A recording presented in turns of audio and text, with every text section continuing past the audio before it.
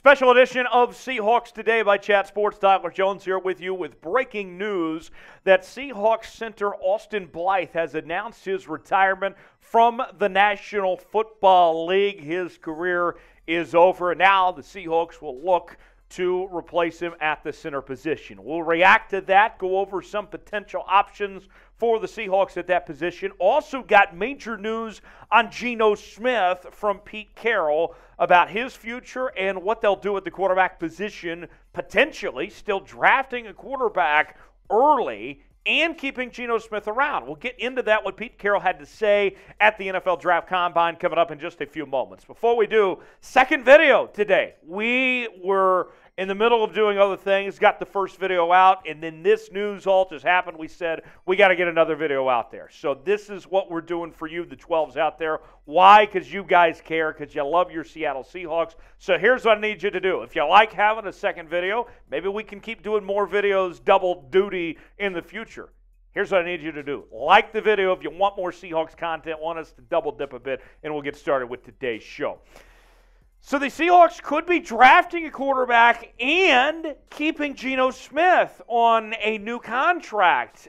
That is what Pete Carroll said today in a discussion that he had with the media at the NFL Draft Combine, with the Combine going on in Indianapolis this week. And this is the first that we've heard of this type of thing from Seahawks management, indicating that, yeah, we like Geno, but we're still thinking about going with a quarterback as well, having the two coexist of some sorts. Now, I have said for a very long time that Geno Smith, no matter what, deserves to be the day one starter for next year's Seattle Seahawks. But at the same time, if there is a quarterback that you fall in love with, that you really like, that you can't see yourself without, you should still take that guy as well to sit behind Geno Smith in a situation kind of like what the Chiefs had several years ago with Alex Smith and Patrick Mahomes. Geno Smith coming off a 30-touchdown season where he had the league's highest completion percentage, nearly 70%, and threw for 30 touchdowns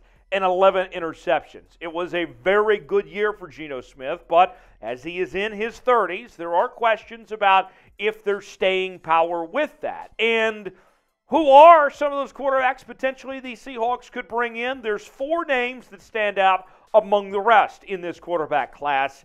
They are a lot better than last year's quarterback class, I can tell you that much, with Bryce Young leading the way from Alabama, C.J. Stroud from The Ohio State, Will Levis from Kentucky, Anthony Richardson from Florida are the four guys to watch there. I think Young is the best, and C.J. Stroud is right up there.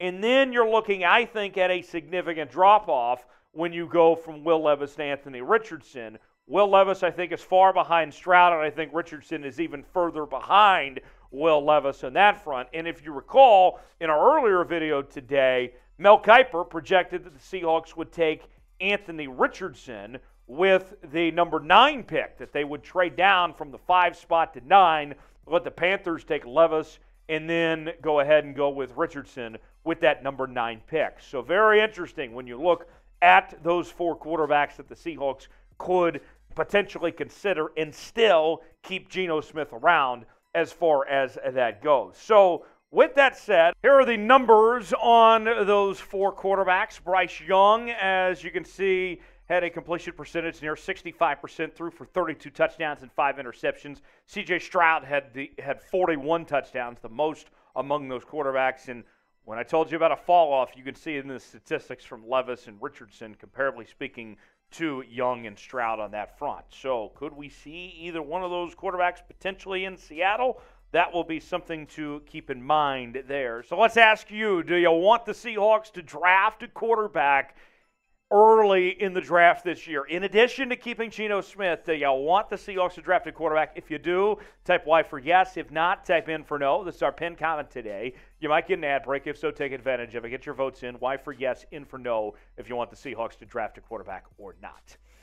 The breaking news off of the top of today's show, Austin Blythe calls it a career after 7 seasons in the National Football League, most notably this past season with your Seattle Seahawks. And what we saw from Austin Blythe filled a void this year and wasn't too bad, actually, for the Seahawks in what he was able to do for this Seattle team. And I'll say this much. This doesn't really change a whole lot as far as the Seahawks go when it comes to the interior of the offensive line. They were already looking to kind of find other options at guard and at center anyway, but now this kind of expedites that process of trying to find potential other options. So we're going to go ahead and show you some of these potential options for the Seahawks here in just a second. But first, we want to go to some numbers on Austin Blythe and show you what exactly he did for the Seahawks in the 17 games played this past season. His pass block grade was much higher than his run block grade, 65.0, overall grade 51.9, run block grade of 48, and allowed 3 sacks this past season for Seattle. And more to show you here for the Seahawks. Let's pull up the Seahawks offensive line depth chart. And with Blythe gone, Kyle Fuller would be the de facto fill-in of that spot on the center position. But remember, he's going to free agency, so the Seahawks would have to re-sign him there. And Fuller, this past season in the 17 games played, did not allow a single sack. So could Fuller be that guy to get the promotion, get the call-up, get re-signed, and then potentially move up to center? That is a possibility for the Seahawks. Now, we'll get to the other names here in just a second, but how big of a need is center for the Seahawks to figure out and get this job done? What say you? Scale it for me 1 through 10 in the comments section, 10 being the highest, 1 being the lowest, of how big the need is for the Seahawks at this position.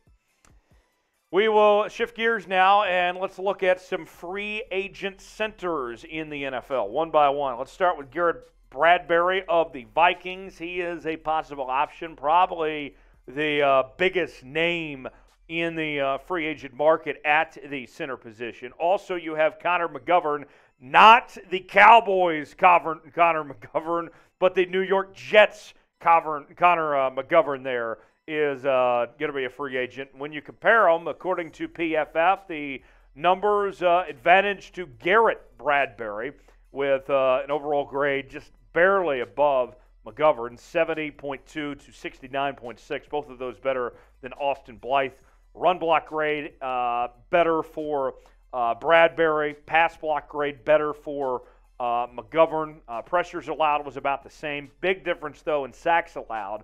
5 were allowed on McGovern's end compared to 2 for Garrett Bradbury. Also on the list, a few more names here. Johnny F. from the New York Giants is a possibility. Also, Bradley Bozeman from the Carolina Panthers is going to be a free agent as well. And then you talk about a reunion. How about EP? Olu Ethan is going to be a free agent after going to the Cleveland Browns, former Seattle Seahawk. Could we see him come back and join the Seattle Seahawks, potentially take his old job back and be the starting center for the Seattle Seahawks? We'll see if the Seahawks could be potentially interested in that. So those are the free agents. Now we'll get to draft guys here in just a second. Folks, we are getting close to 35,000 subs on the channel. I told you that when we got to 35 subs, we're going to do something big. Still trying to decide what exactly that is, but we need your help. For daily news and rumors, even if we need to break out a second video, we'll do that here on the channel. Live shows every week as well. We're talking trades, free agency, draft, and more. Turn on notifications so you never miss a moment. YouTube.com/Seahawks TV. Subscribe today.